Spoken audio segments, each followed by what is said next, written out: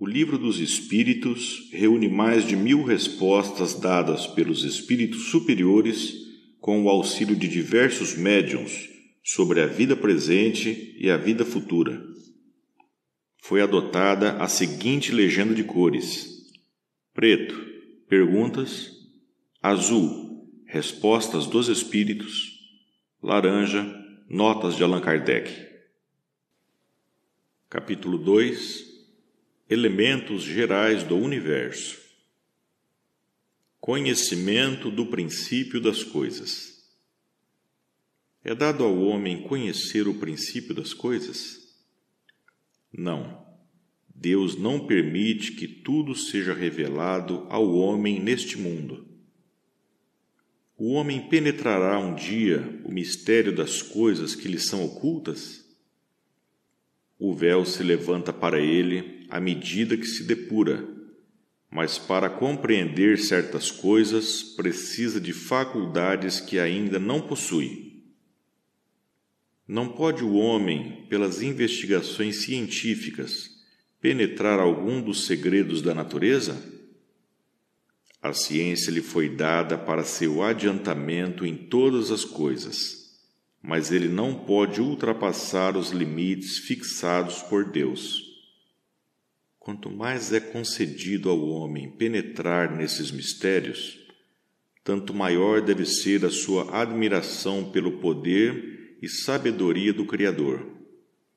Mas seja por orgulho, seja por fraqueza, sua própria inteligência o faz, muitas vezes, joguete da ilusão. Ele amontoa sistemas sobre sistemas e cada dia que passa lhe mostra quantos erros tomou por verdades e quantas verdades repeliu como erros. São outras tantas decepções para o seu orgulho. Fora das investigações científicas, pode o homem receber comunicações de ordem mais elevada acerca do que lhe escapa aos testemunhos dos sentidos? Sim. Se o julgar útil, Deus pode revelar-lhe aquilo que a ciência não consegue explicar.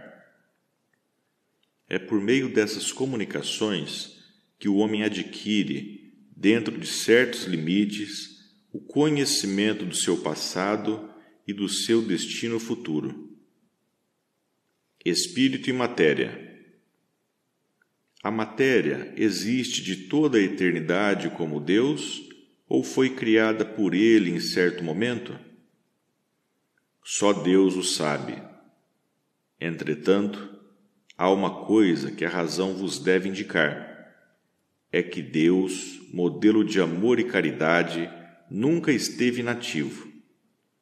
Por mais distante que consigais imaginar o início de sua ação, podereis concebê-lo um segundo que seja na ociosidade? Define-se geralmente a matéria como aquilo que tem extensão, que pode impressionar os nossos sentidos, que é impenetrável. Essas definições são exatas? Do vosso ponto de vista são exatas, porque não falais senão do que conheceis. Mas a matéria existe em estados que vos são desconhecidos. Pode ser, por exemplo, tão etérea e sutil que nenhuma impressão vos cause aos sentidos. Contudo, é sempre matéria, embora para vós não o seja. Que definição podeis dar da matéria? A matéria é o laço que prende o espírito, é o instrumento de que este se serve e sobre o qual, ao mesmo tempo, exerce sua ação. Deste ponto de vista, pode-se dizer que a matéria é o agente, o intermediário com o auxílio do qual e sobre o qual atua o espírito. Que é o espírito? O princípio inteligente do universo. Qual a natureza íntima do espírito? Não é fácil analisar o espírito com a vossa linguagem. Para vós, ele nada é, visto não ser uma coisa palpável, mas para nós é alguma coisa. Ficai sabendo, coisa nenhuma é o nada, e o nada não existe. O espírito é sinônimo de inteligência? A inteligência é um atributo essencial do espírito, mas ambos se confundem num princípio comum, de sorte que para vós são a mesma coisa. O espírito é independente da matéria ou é apenas uma propriedade desta, como as cores são propriedades da luz e o som uma propriedade do ar? Ambos são distintos, mas a união do espírito e da matéria é necessária para dar inteligência à matéria. Essa união é igualmente necessária para a manifestação do espírito? Entendemos aqui por espírito o princípio da inteligência, a abstração feita das individualidades designadas por esse nome. É necessária para vós, porque não estáis organizados para perceber o espírito sem a matéria. Vossos sentidos não foram feitos para isso. Poder-se-á conceber o espírito sem a matéria e a matéria sem espírito? Pode-se, sem dúvida, pelo pensamento. Haveria, sim, dois elementos gerais do universo, a matéria e o espírito? Sim, e acima de tudo Deus, o Criador, o Pai de todas as coisas. Esses três elementos constituem o princípio de tudo que existe, a Trindade universal. Mas ao elemento material é preciso juntar o fluido universal, que desempenha o papel de intermediário entre o espírito e a matéria propriamente dita, muito grosseira para que o espírito possa exercer alguma ação sobre ela. Embora, sob certo ponto de vista, se possa classificar o fluido universal como elemento material, ele se distingue deste por propriedades especiais. Se fosse realmente matéria, não haveria razão para que o espírito também não o fosse. Está colocado entre o espírito e a matéria. É fluido, como a matéria é matéria, e suscetível, pelas inúmeras combinações com esta e sob a ação do espírito, de produzir a infinita variedade das coisas de que não conheceis, senão uma ínfima parte. Esse fluido universal, ou primitivo, ou elementar, sendo o agente de que o espírito se utiliza, é o princípio sem o qual a matéria estaria em perpétuo estado de divisão e jamais adquiriria as propriedades que a gravidade lhe dá. Seria esse o fluido que designamos pelo nome de eletricidade? Dissemos que ele é suscetível de inúmeras combinações.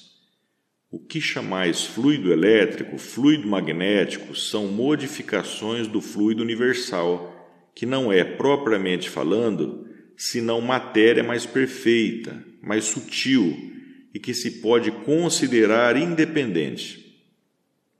Já que o próprio espírito é alguma coisa, não seria mais exato e menos sujeito a confusões designar esses dois elementos gerais pelas expressões matéria inerte e matéria inteligente?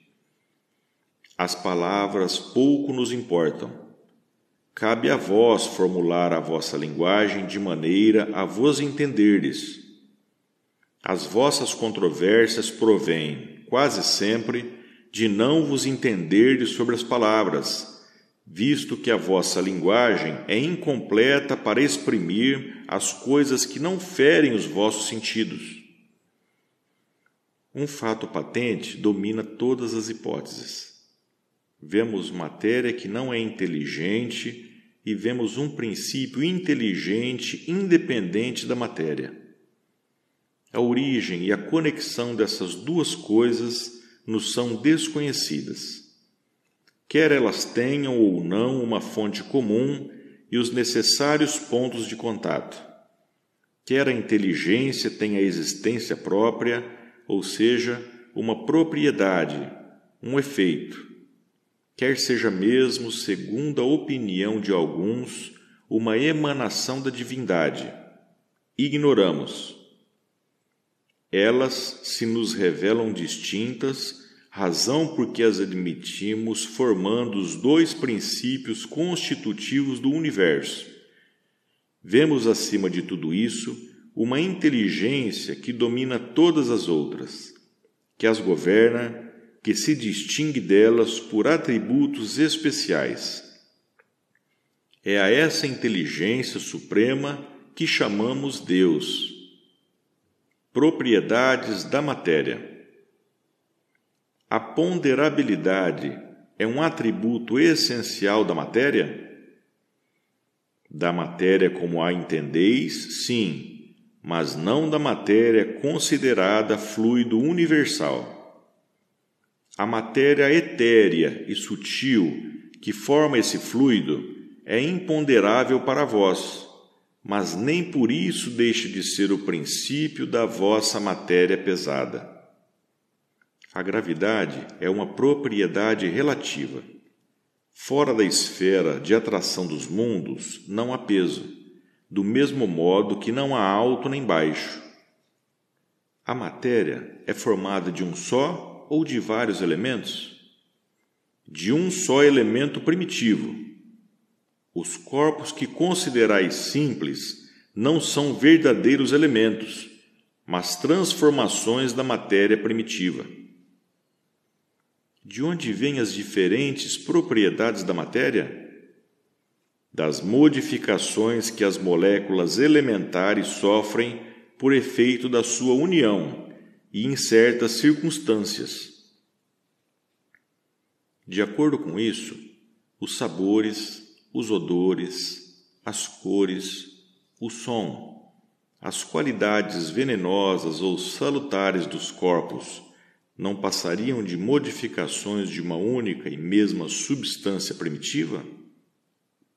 Sim, certamente, e que só existem pela disposição dos órgãos destinados a percebê-los.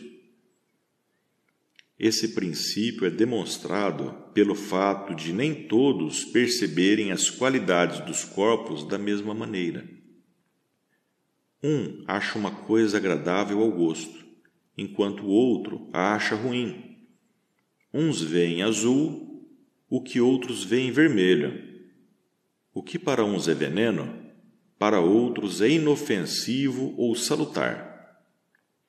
A mesma matéria elementar é suscetível de passar por todas as modificações e de adquirir todas as propriedades? Sim. E é isso que se deve entender quando dizemos que tudo está em tudo. O oxigênio, o hidrogênio, o azoto, o carbono e todos os corpos que consideramos simples não passam de modificações de uma substância primitiva. Na impossibilidade em que ainda nos achamos de remontar, a não ser pelo pensamento, a esta matéria primitiva, esses corpos são, para nós, verdadeiros elementos e podemos, sem maiores consequências, considerá-los como tais até nova ordem. Esta teoria não parece dar razão aos que só admitem na matéria duas propriedades essenciais, a força e o movimento, e que pensam que todas as outras propriedades não passam de efeitos secundários, variando segundo a intensidade da força e a direção do movimento? Essa opinião é exata. Falta somente acrescentar: e segundo a disposição das moléculas, como vês, por exemplo, num corpo opaco que pode tornar-se transparente e vice-versa. As moléculas têm forma determinada? Certamente as moléculas têm uma forma, mas que não podeis apreciar. Essa forma é constante ou variável? Constante para as moléculas elementares primitivas, mas variável para as moléculas secundárias, que não são mais que aglomerações das primeiras. Porque o que chamais molécula ainda está longe da molécula elementar. Espaço universal. O espaço universal é infinito ou limitado? Infinito. Supõe limites para ele. O que haveria além?